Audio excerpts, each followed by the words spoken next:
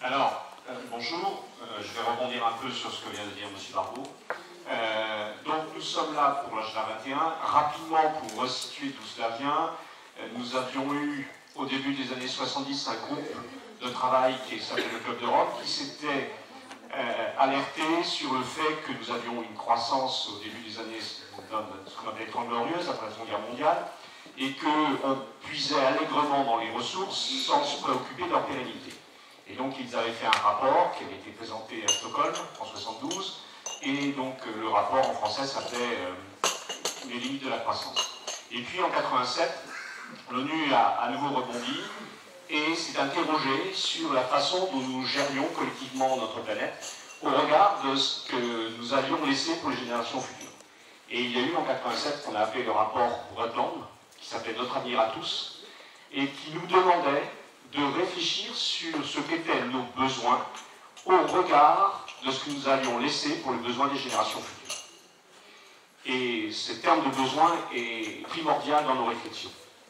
Et donc, suite à cela, en 1992, à Rio, les 173 États se sont réunis pour décider de créer des programmes d'action que nous avons traduits en français par Agenda 21, pour justement nous projeter dans ce 21e siècle face aux défis que nous avons relevés aujourd'hui, mais aussi ce défi pour laisser une planète viable pour nos enfants et nos petits-enfants.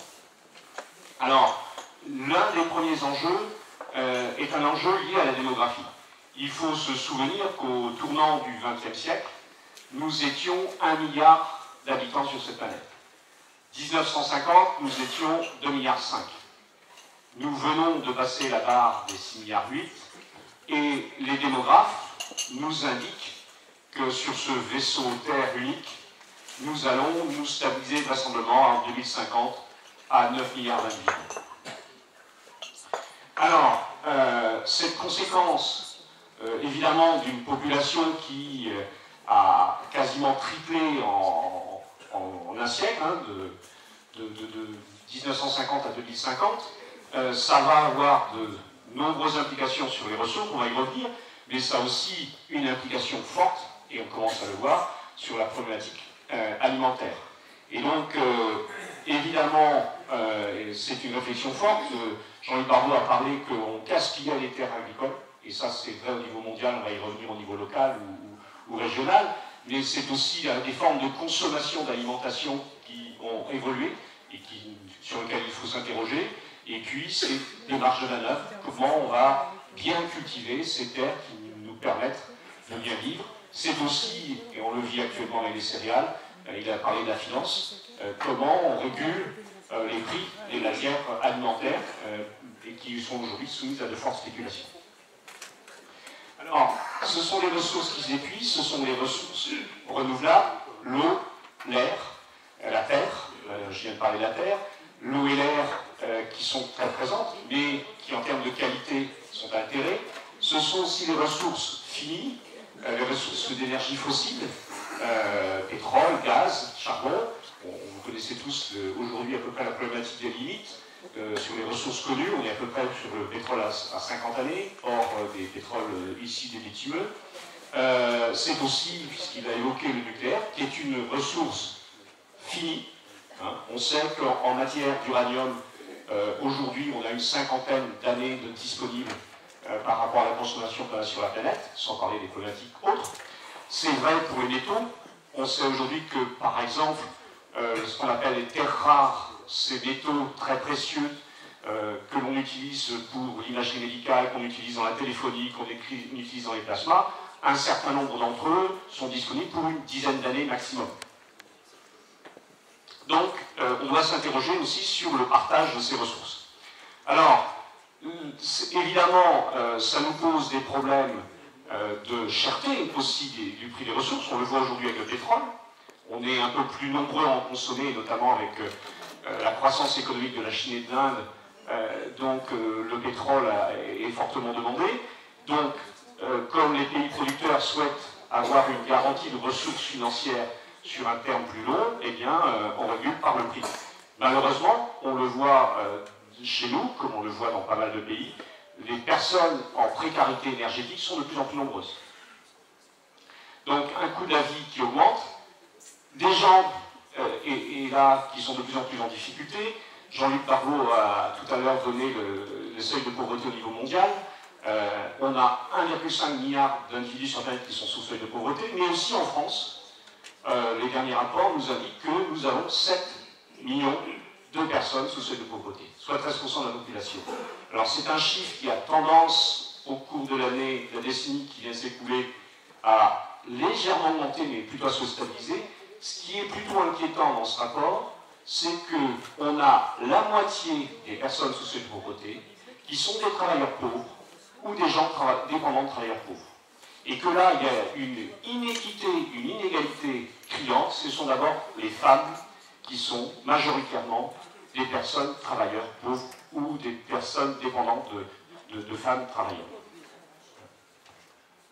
Alors, une fracture sociale qui se creuse, et donc là on a évidemment, ça a été évoqué, un accroissement de la diversité des besoins sociaux. On a aussi, bon, de par le fait qu'on vit plus vieux, plus vieille, des difficultés en fin de vie sur lesquelles il faut que l'on se penche au niveau de la société. On a des difficultés d'accès aux services, et notamment entre zones urbanisées et zones rurales dans nos régions. C'est aussi évidemment une augmentation des risques de conflits. Alors là on le voit au niveau international, c'est-à-dire que les pays en pauvreté eh bien, ont envie d'aller vers des endroits où il leur semble que leur vie sera plus facile pour elles et pour leurs enfants. Je rappelle toujours que ce que vivent notamment nombre d'Africains qui souhaitent venir vers nos pays, c'est ce que nous avons vécu, nous, Bretons, au début du XXe siècle. Nombre de personnes du centre-Bretagne, Bourrin, Guiscrif, Fawet, eh bien, ont quitté totalement cette zone pour aller aux États-Unis. Alors, on a tout à l'heure évoqué la problématique de la perte de terres agricoles. Rapidement, ce chiffre, en 10 années, nous avons perdu 82 000 hectares de terres agricoles par l'urbanisation, notamment en Bretagne, et par le fait que nous, en voulant construire, on soit consommateur de terres qui pourraient servir à autre chose. Alors, on a une diminution des surfaces agricoles et des espaces naturels, parce qu'il y a les deux, il y a aussi la biodiversité. Et puis, effectivement, en zone périurbaine, on a de plus en plus une fragilisation économique des exploitations agricoles. Alors, autre enjeu fort au niveau planétaire et au niveau local, c'est la perte de biodiversité. Alors, à la fois par les pollutions, par la destruction des habitats naturels, ce que j'évoquais précédemment, et puis par ce qu'on appelle aussi les effets dominos. C'est-à-dire que, soit par le réchauffement climatique, soit par la disparition d'une espèce, on a tout un ensemble d'espèces, végétales ou animales, qui vont disparaître dans la chaîne. Un seul exemple, c'est le cabillaud de la mer du Nord, où, par réchauffement climatique, la nurserie des juvéniles se retrouve 100 km plus haut que la zone de frayage.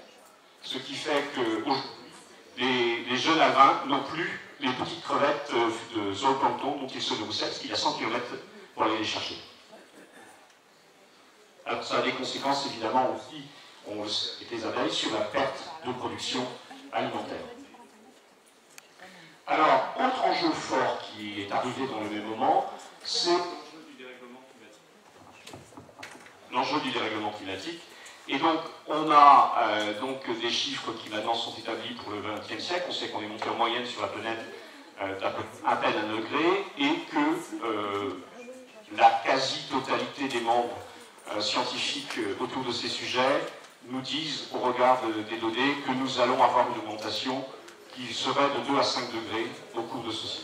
Et donc c'est évidemment un impact sur l'économie, un impact sur l'environnement et un impact sur la vie sociale. Alors les causes principales, bon, c'est évidemment la déforestation, c'est la production énergétique avec des productions fossiles qui émettent du dioxyde de carbone, c'est donc indirectement on le retrouve dans l'habitat, on le retrouve dans l'industrie, on le retrouve dans le transport. Alors, un chiffre qui sort du Commissariat général des mondes durables de 2010. En France, nous avons stabilisé nos émissions carbonées dans l'industrie, dans l'habitat, et on les a même diminuées fortement dans l'industrie. Par contre, dans nos déplacements individuels, on a, entre 1994 et 2008, augmenté de 18% nos émissions de dioxyde de carbone.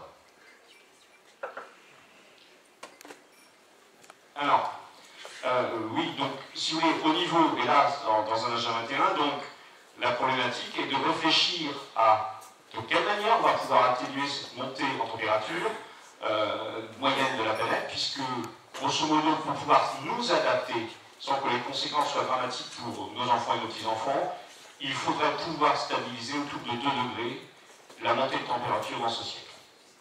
Donc, tout le travail que nous allons avoir à mener dans les agendas 21, et vous particulièrement ici à Lamballe, c'est de répondre à ces questions d'enjeux climatiques, de biodiversité, de relations sociales intergénérationnelles sur le territoire, mais aussi de nos relations avec les pays du Sud. C'est aussi la relation avec le monde économique et le développement de l'économie sur nos territoires au regard de ces problématiques.